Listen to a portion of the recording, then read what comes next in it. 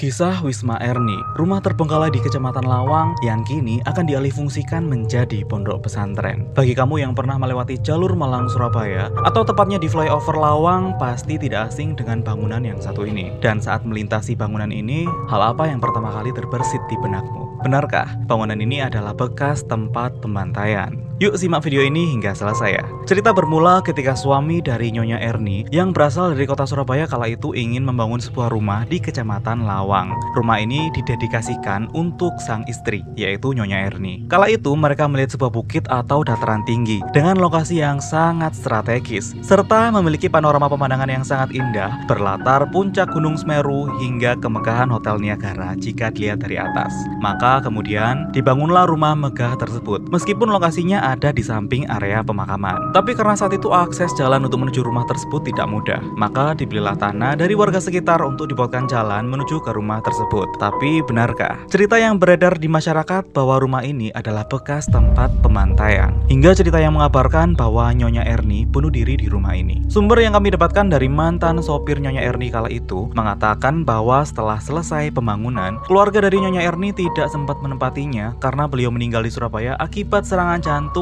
yang terjadi pada tahun 1995. Beliau dimakamkan di pemakaman Sentong, yaitu area pemakaman Tionghoa di Kecamatan Lawang. Seiring berjalannya waktu, sang suami dari mendiang Ibu Erni tidak menghuni rumah tersebut lantaran tidak mau teringat kenangan bersama istrinya semasa hidupnya. Rumah ini pun kemudian tidak dihuni, namun masih dijaga oleh keluarga mendiang dari Nyonya Erni dengan membayar warga sekitar agar mau merawat rumah tersebut. Sayangnya hal tersebut tidak bertahan lama, hingga akhirnya bangunan ini dibiarkan kosong dan tidak terawat. Bahkan kala itu, rumah ini juga sempat disewakan untuk berbagai kegiatan acara hingga penginapan. Tahun demi tahun pun berlalu, rumah atau Wisma Erni kemudian dijual dan sempat berpindah ke beberapa tangan. Dalam masa berpindah kepemilikannya, wisma tersebut juga sering dibiarkan kosong dan akhirnya mulai rusak hingga terbengkalai. Karena lama tidak dihuni dan terbengkalai itulah, mulai ramai bermunculan berita simpang siur hingga desas-desus kisah mistis di wisma ini. Bahkan, cerita yang beredar tersebut sempat mengundang salah satu stasiun televisi untuk meliput suasana di bangunan ini. Beberapa material bangunan seperti besi hingga lantai keramik di Wisma Erni juga sempat dijarah kala itu. Hingga akhirnya di tahun 2016, bangunan ini dibeli oleh Pondok Pesantren Sidikiyah dan akan dibangun menjadi pondok pesantren yang bernama Pondok Pesantren Jati Diri Bangsa Indonesia Merajut Nusantara yang berpusat di Desa Losari, Kecamatan Ploso, Kabupaten Jombang. Hingga saat ini, bangunan ini masih dalam tahap renovasi sebelum akan diresmikan menjadi salah satu pondok pesantren. Mari kita doakan semoga pembangunan pondok pesantren ini berjalan lancar dan memberikan dampak positif bagi masyarakat setempat, khususnya bagi warga Malang.